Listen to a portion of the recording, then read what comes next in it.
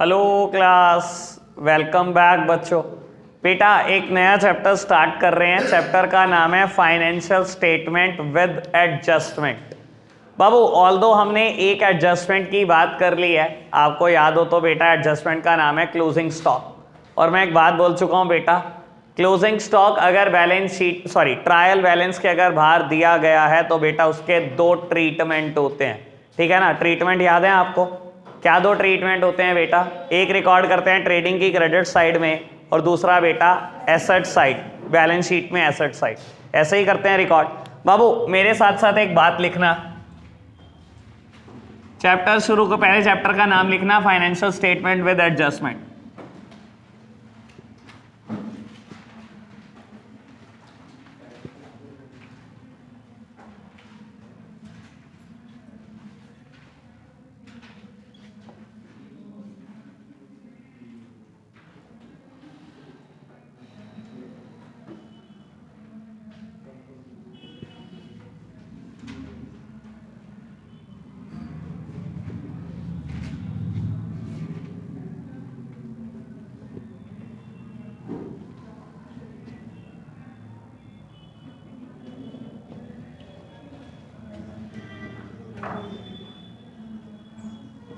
आवाज ना है बेटा किसी की?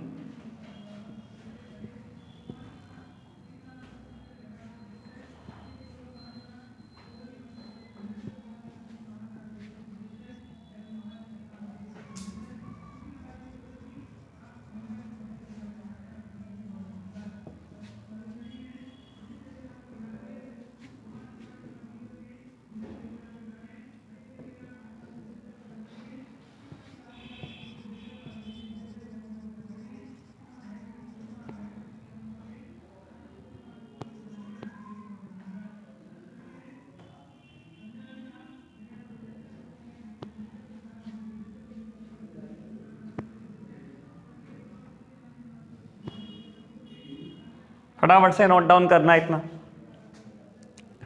बेटा एडजस्टमेंट नंबर 2 करना सीखेंगे। सब सामने देख रहे हैं मेरी तरफ, सब सामने देख रहे हैं, कोई लिखेगा नहीं जब तक मैं लिखूंगा। पहले बात को बहुत आराम से समझेंगे। बेटा adjustment number 2, outstanding expenses.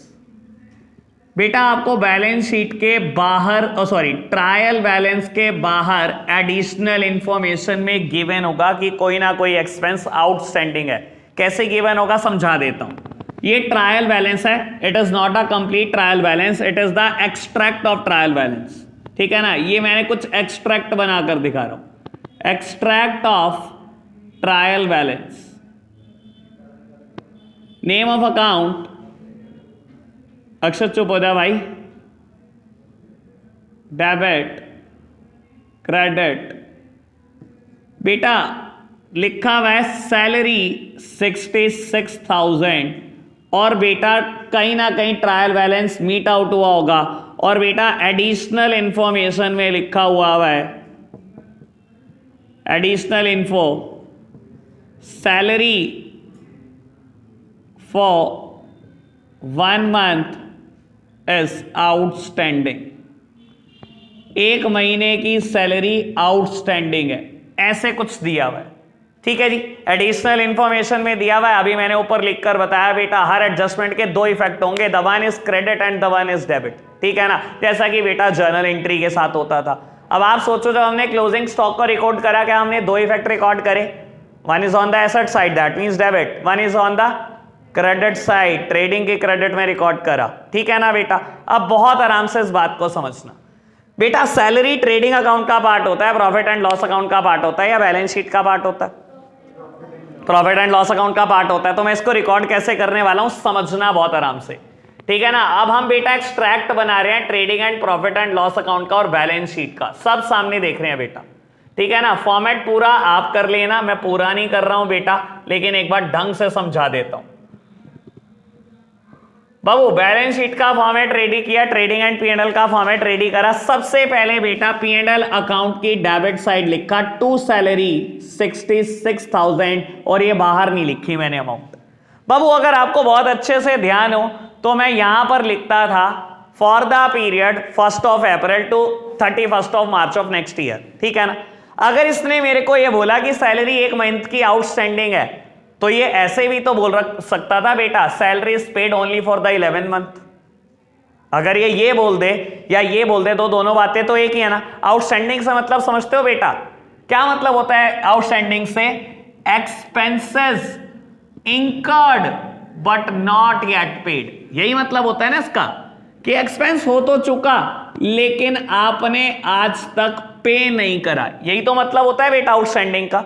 Expense हो चुका है, पे नहीं करा। मतलब क्या है बेटा, एक इंसान मेरे यहां नौकरी करता है बेटा, मैंने पूरे 12 महीने नौकरी करा ली, मैं करता क्या हूं बेटा, जब नौकरी का पूरा उसका 1 महीना हो जाता है अगले दिन पैसे देता हूं।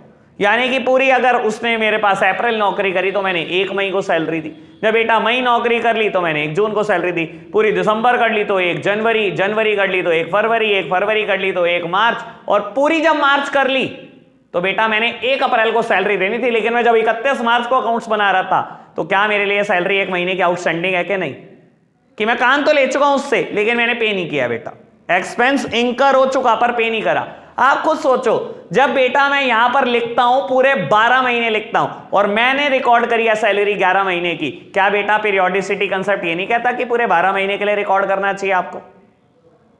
सर कंसेप्ट तो यही कहता था ना कि खर्चा हो चाहे इनकम हो पूरे 12 महीने की रिकॉर्ड करनी चाहिए। तो बेटा 12 महीने की करे रिकॉर्ड, करे रिकॉर्ड। क्या करूंगा मैं, सुनना बेटा, यहां पर ऐड करूंगा आउटस्टैंडिंग सैलरी कि मैंने 11 महीने की दिखाई हुई है, 1 महीने की मुझे और दिखानी है, मैं दिखा रहा हूं। मैंने ऐड करी बेटा आउटस्टैंडिंग सैलरी 6000 रुपए। ये 6000 मैंने कैसे निकाला बेटा, क्योंकि सैलरी ये जो 66,000 है ये 11 महीने की है, 1 महीने की आउटस्टैंडिंग है, तो 1 महीने की कितनी बेटा, मैंने यहां से कैलकुलेट कर लिया बेटा 6000। 1 महीने की सैलरी मैंने ऐड कर दी। और बेटा समझदार बच्चों को इशारा काफी, एक तो ट्रीटमेंट हो नहीं सकता, ट्रीटमेंट तो बेटा एडजस्टमेंट है, 2 ही होंगे, और अगर एक चीज डेबिट साइड में ऐड हुई है तो दूसरी क्रेडिट ही होगी। या तो ऐसे सोच लो, नहीं तो लॉजिकली भी सोच सकते हो, क्या सैलरी मुझे अभी देनी है, उसको देनी है ना बेटा, तो क्या करो बाबू, लाइबिलिटी है ना मेरे लिए, तो मेरे को उसको सैलरी देनी है। मैंने लाइबिलिटी साइड रिकॉर्ड कर दिया बेटा आउटस्टैंडिंग सैलरी 6000 रुपी। कोई दिक्कत तो नहीं बेटा किसी बच्चे को? बात समझ में आई सबको? पक्की बात। एक बात बताऊं, ये रटने वाले बच्चों के लिए मौज आ जाती है इस चैप्टर में, मेरी कुछ ऐसे लॉजिक है बेटा, ठीक है ना। ऑल्दो खैर आपको ऐसा चीजें ध्यान नहीं रखनी, ठीक है ना, मैं वैसे बता देता हूं। जो चीज इस साइड प्लस होगी वो हमेशा बैलेंस शीट में भी इसी साइड जाएगी, जो चीज इस साइड माइनस हो जाती वो साइड बदल लेती अपना, यानी कि वहां चली जाती, ठीक है ना। ऐसे ही बता रहा हूं, यहां पर भी अगर कोई चीज यहां प्लस होगी ना इस साइड तो इसी साइड जाएगी बेटा, और अगर कोई चीज इस साइड माइनस होगी ना वो इसी साइड आएगी। पक्की बात है, देख लेना, कितनी एडजस्टमेंट कर लेना, देख लेना चाहिए। बात समझ में आई? All okay? अभी तक कोई दिक्कत तो नहीं? मैंने ऑन लॉजिक समझाया आपको, पहले इसको बेटा नोट डाउन करेंगे फिर बढ़ेंगे आगे। आज 5-6 एडजस्टमेंट करनी है हमने बेटा। एडजस्टमेंट नंबर 3 अभी लिखेगा कोई नहीं, लिखने का टाइम प्रॉपर मिलेगा बेटा, ऐसी जल्दबाजी ना करना कि आपको दिक्कत हो कोई, छोड़ दो लिखना, छोड़ दो बेटा। एडजस्टमेंट नंबर 3, एडजस्टमेंट का नाम है बेटा प्रीपेड एक्सपेंसेस। और बेटा प्रीपेड एक्सपेंसेस का सिंपल सा मतलब होता है expenses paid in advance. Prepay का मतलब ही क्या होता है बेटा, पेड इन एडवांस ही तो होता है प्रीपेड का मतलब, ठीक है ना। और अगर मैं कहूं कोई एक्सपेंस बेटा प्रीपेड है तो मतलब क्या है बेटा, expenses paid in advance. Babu let suppose की बात करो, ट्रायल बैलेंस ऐसे शो करता है आपको कि आपने रेंट पे किया हुआ है बेटा 78,000, ठीक है जी। और मैं बोलता हूं बेटा एडिशनल इंफॉर्मेशन में rent is paid for 13 months. समझदार को इशारा काफी। बेटा खर्चे मुझे कितने महीनों के लिए रिकॉर्ड करने हैं? 12 महीने के लिए रिकॉर्ड करने हैं, ठीक है ना। पीरियोडिसिटी कंसेप्ट कहता है बेटा अकाउंट्स एक स्पेसिफिक टाइम पीरियड के लिए बनाए जाते हैं। जब अकाउंट एक स्पेसिफिक टाइम पीरियड के लिए बनाए जाते हैं तो खर्चे और इनकम भी बेटा एक स्पेसिफिक टाइम पीरियड की दिखानी चाहिए। अगर 12 महीने के लिए अकाउंट्स बना रहे हैं तो 12 महीने के खर्चे रिकॉर्ड करो, 12 महीने की इनकम। ये आपने 13 महीने का रेंट कैसे दिखा दिया बेटा? तो क्या बाबू अगर आपने रेंट एडवांस में पे किया हुआ है तो 1 महीने का घटाना चाहिए कि नहीं घटाना चाहिए? घटाना चाहिए, पक्की बात। लो प्यारे बच्चों रिकॉर्ड करते हैं। बाबू रेंट कहां पर आता है? पी एंड एल अकाउंट में आता है, ट्रेडिंग में आता है, एसेट में आता है, लाइबिलिटी में आता है, कहां आता है? पी एंड एल अकाउंट का पार्ट है, डेबिट साइड। ठीक है जी, तो बेटा रिकॉर्ड करते हैं। हमने रिकॉर्ड करा to rent 78,000 minus prepaid, paid in advance. हमने एडवांस में पे कर दिया बेटा 6,000 रुपी बाबू, यानी कि रेंट आया 72,000 रुपी का।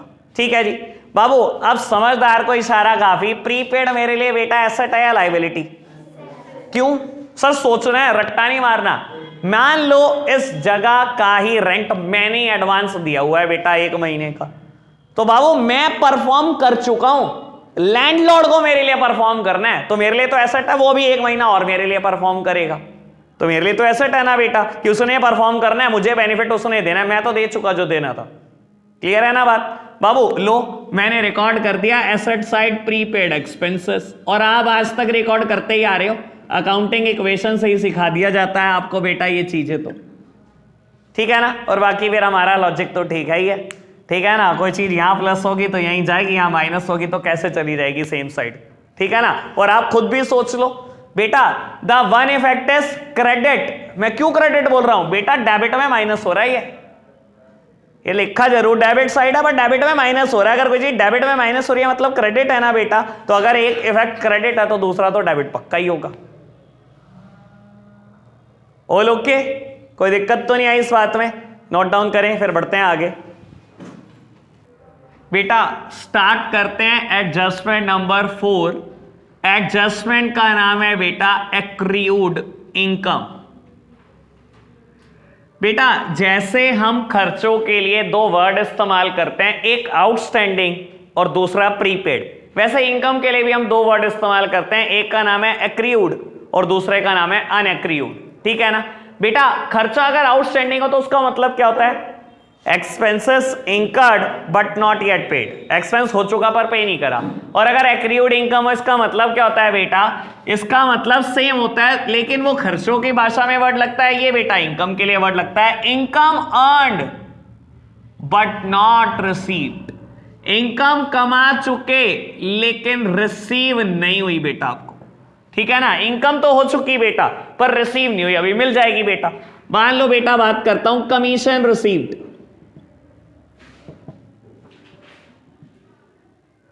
और ये बेटा कमीशन है, कुछ भी लेट सपोज बात कर लो 1,10,000, और मैं अगर आपको एडिशनल इन्फो में दे दूं कि commission received is only for 11 months, कि जो कमीशन रिसीव हुई है वो सिर्फ 11 महीनों की है बेटा। मुझे इनकम या खर्चा 12 महीनों का दिखाना है, अब तो कोई बात ही नहीं रह गई, ठीक है ना बाबू। कमीशन रिसीव्ड क्रेडिट साइड दी हुई है, सबसे पहले रिकॉर्ड कहां करते हैं इसको बेटा? पी एंड एल के क्रेडिट में रिकॉर्ड करते हैं, तो बेटा पी एंड एल के क्रेडिट में दिखाओ इसको, बाय कमीशन रिसीव्ड 1,10,000 रुपी। लेकिन प्यारे बच्चों सीधा मैंने बाहर नहीं लिख दिया, क्योंकि ये कमीशन अभी 11 महीनों की है, मुझे तो 1 महीने की और रिकॉर्ड करनी है ना।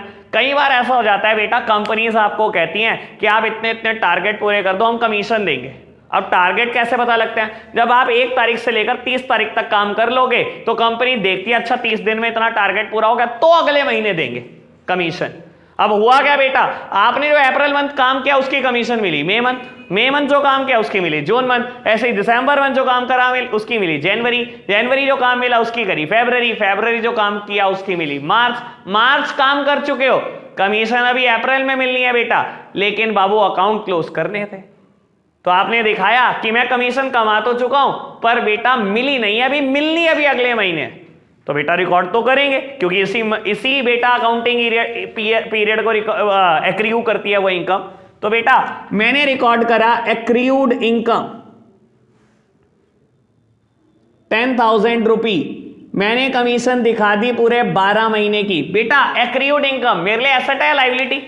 कुछ सोचो इसका नाम क्या है? Income earned but not yet receive. तो बेटा मिली जाएगी ना, हाल में अप्रैल में मिल जाएगी, मिलेगी तो है ना। मुझे क्या बेनिफिट मिलने वाला है इन द नियर फ्यूचर? बिल्कुल मिलने वाला है बेटा, और क्योंकि 1 साल में मिलने वाला है, अगर सही बात बोलूं तो ये करंट एसेट है, ठीक है ना, एसेट तो है ही है, सही बात बोलूं तो करंट एसेट है। तो बेटा मैं इसको रिकॉर्ड करूंगा ऐसा, current asset accrued commission amounted to ₹10,000। कोई दिक्कत तो नहीं प्यारे बच्चों, बात समझ में आई? बाकी अपने वाला कंसेप्ट साथ साथ चल रहा है, वो भी देखते चलो, ठीक है ना। हाँ, रटने वाले बच्चे तो बहुत कुछ है, ठीक है ना। कोई चीज क्रेडिट साइड ऐड हो रही है, दैट मींस क्रेडिट है, और अगर एक इंपैक्ट क्रेडिट है तो दूसरा बेटा डेबिट भी है। ऑल ओके, कोई दिक्कत तो नहीं? फटाफट से नोट करना, फिर बढ़ेंगे आगे। बेटा एडजस्टमेंट नंबर 6 मैंने आपके लिए लिख दिया, अनएक्रीड इनकम। अब कोई लिखेगा नहीं बेटा, आप सब बात सुनेंगे। अनएक्रीड इनकम, और हमने लिखा बेटा income received in advance. Word है बेटा इनकम रिसीव्ड इन एडवांस। समझाने के लिए एक बात बोलता हूं बेटा, मान लो बेटा आपको रेंट रिसीव हुआ और क्रेडिट साइड आपने लिखा 1,30,000, और एडिशनल इंफॉर्मेशन कहती है rent received is for 13 months. बाबू इस बार आपने रेंट दिया नहीं, आपने अपनी जगह किसी को लेट आउट की हुई है, और बेटा 10,000 रुपए महीने में लेट आउट की हुई है, और आपको बेटा 13 महीने का रेंट 1,30,000 रुपए रिसीव हो गया, ठीक है जी। जबकि मुझे कितने महीने का रिकॉर्ड करना है? 12 महीने का। बेटा रेंट रिसीव हुआ, it is the part of P&L account credit side, आपने रिकॉर्ड करा बाय रेंट रिसीव 1,30,000। क्या मुझे 13 महीने का रिकॉर्ड करना है? नहीं, मुझे तो 1 महीने का हटाना है बेटा, हटा दो। आप रिकॉर्ड करोगे बेटा अनएक्रीड इनकम 10,000 रुपी, और बेटा इसको रिकॉर्ड करोगे 1,20,000।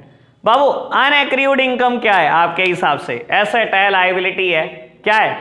लायबिलिटी है। क्यों? बाबू आपको रिसीव हो चुका, आपने परफॉर्म करना है सामने वाले के लिए, अब तो आपकी जिम्मेदारी ज्यादा शुरू हो गई बेटा, पैसे तो आ गए आपके पास।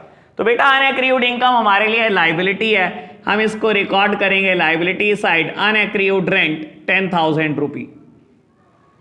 कोई दिक्कत तो नहीं ना? अपने वाला लॉजिक क्लियर है बाबू? बाकी ये भी देख लो, अगर कोई चीज क्रेडिट में माइनस हो रही है that means it is a debit. अगर एक इंपैक्ट डेबिट है तो दूसरा क्रेडिट तो होना ही होना है। क्लियर बात? फटाफट से नोट डाउन करना बेटा। अब एडजस्टमेंट नंबर 6 है, मैंने गलत बोल दिया था। एडजस्टमेंट का नाम है डेप्रीसिएशन।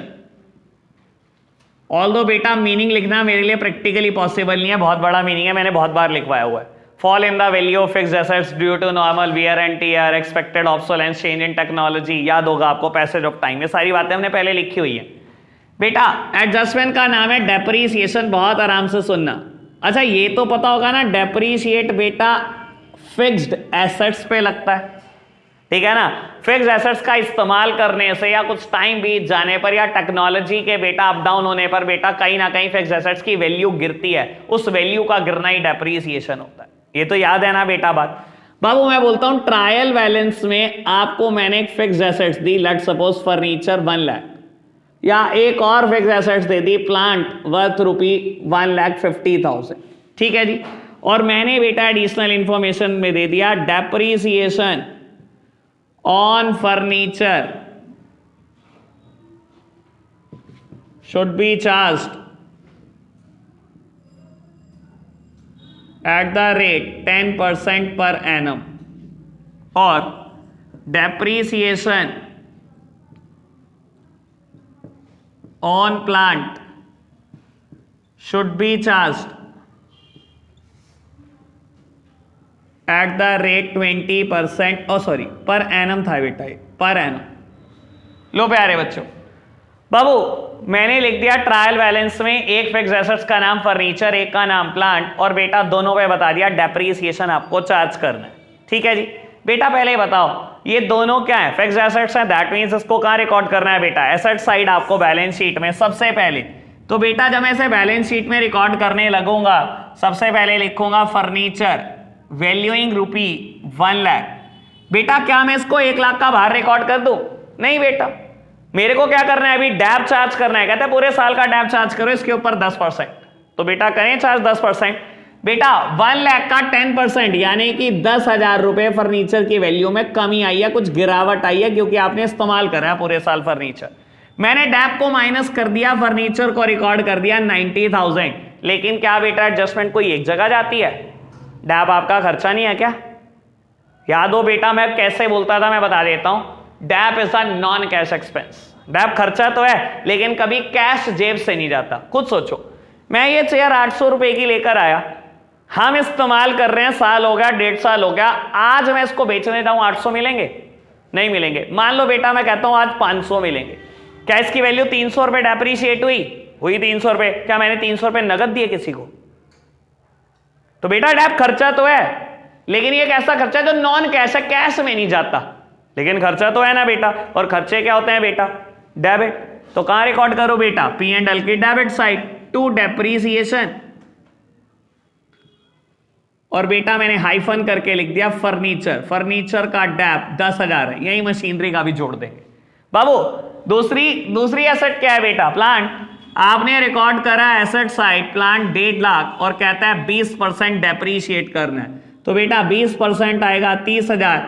मैंने प्लांट रिकॉर्ड कर दिया 1,20,000 का। इस डैप को तो दूसरी जगह भी दिखाना है। डैप क्या है बेटा? एक्सपेंस। तो बेटा रिकॉर्ड कर दो इसको P&L की डेबिट साइड।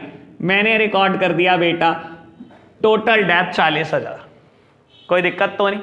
बात समझ आई? और खुद सोच लो बेटा, अगर कोई चीज इस साइड प्लस होती तो इसी साइड जाती, इस साइड माइनस या जा नहीं सकती बेटा, सेम साइड बदलेगी इसकी, ठीक है ना जी। बाकी वो भी सोच लो बेटा, one impact is on credit side, debit में माइनस हो रहा है मतलब क्रेडिट इम्पैक्ट है, तो दूसरे का डेबिट तो ना जायज ही है।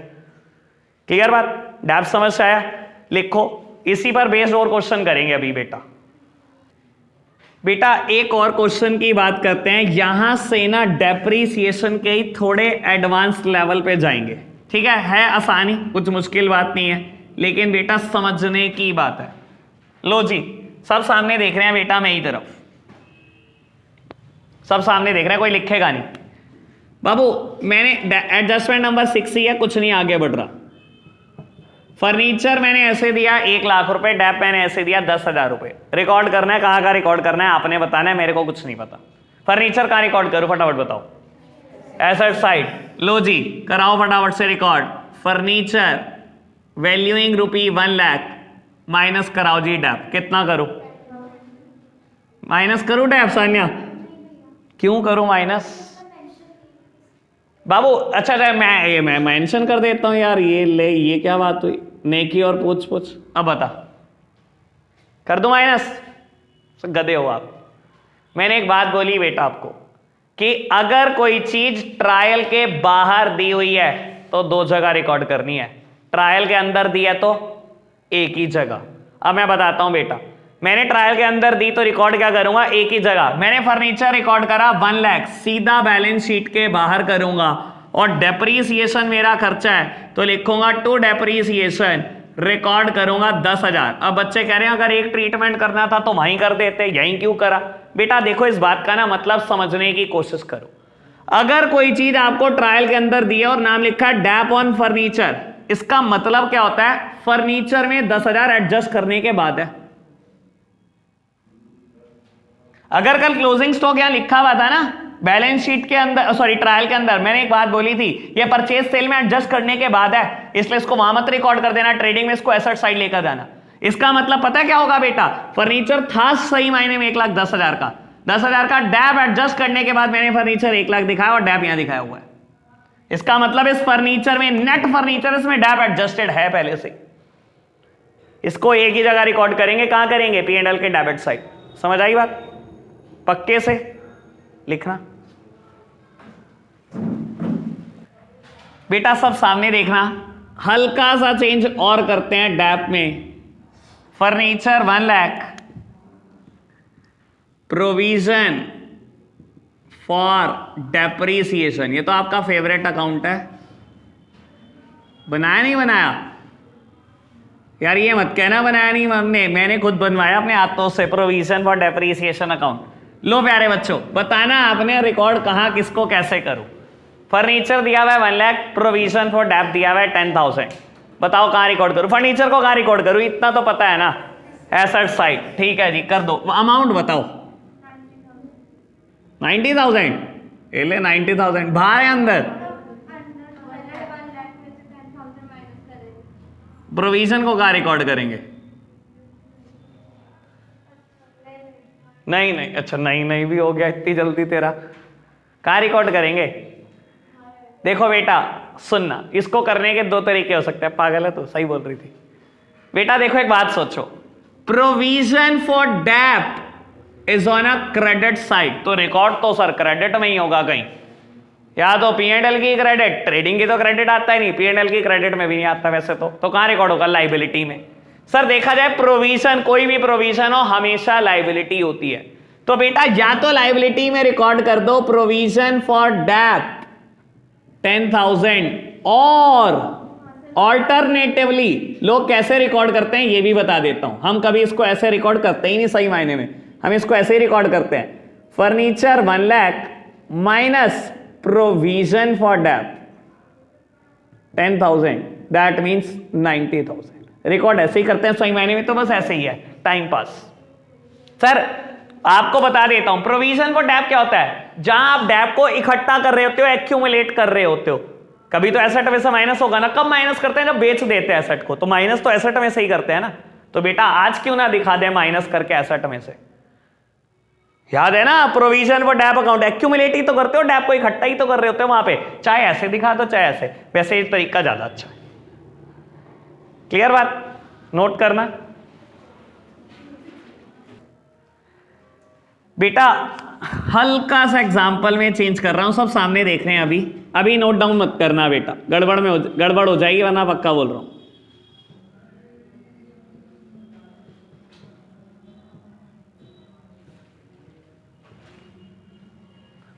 कहां और कैसे और क्यों रिकॉर्ड करना है, बस ये बता दो। समझ नहीं आ रहा? अब मैंने क्या करा, पिछले 2-3 एग्जाम्पल को मिला के इकट्ठा कर दिया, ये तो पता लग ही गया होगा। हाँ जी बताओ। फर्नीचर 1 लाख कहां रिकॉर्ड करूं? एसेट साइड कर दिया रिकॉर्ड।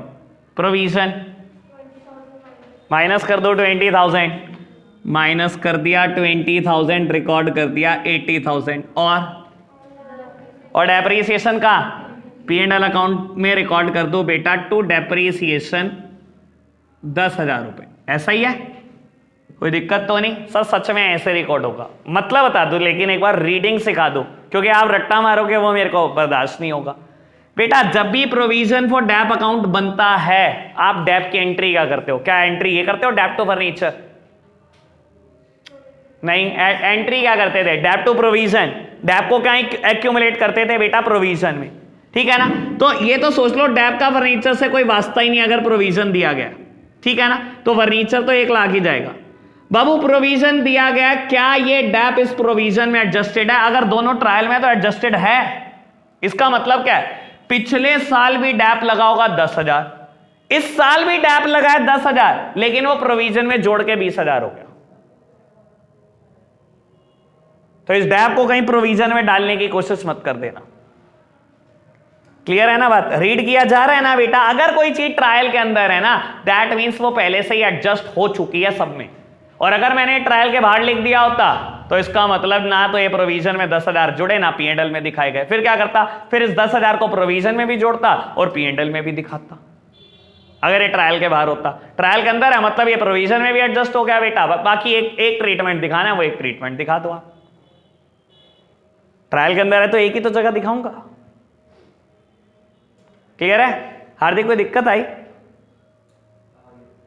समझ आ गया? कोई दिक्कत तो नहीं ना? अगर कोई चीज ट्रायल के अंदर है एक ही जगह जा सकती है बेटा, वो 2 जगह नहीं जा सकती। ठीक है जी, एक बार कल घर से पढ़कर आना, इतनी बातें। फिलहाल इसको नोट डाउन कर लो। आज के लिए हम इतना ही रखते हैं बच्चों, बाय बाय।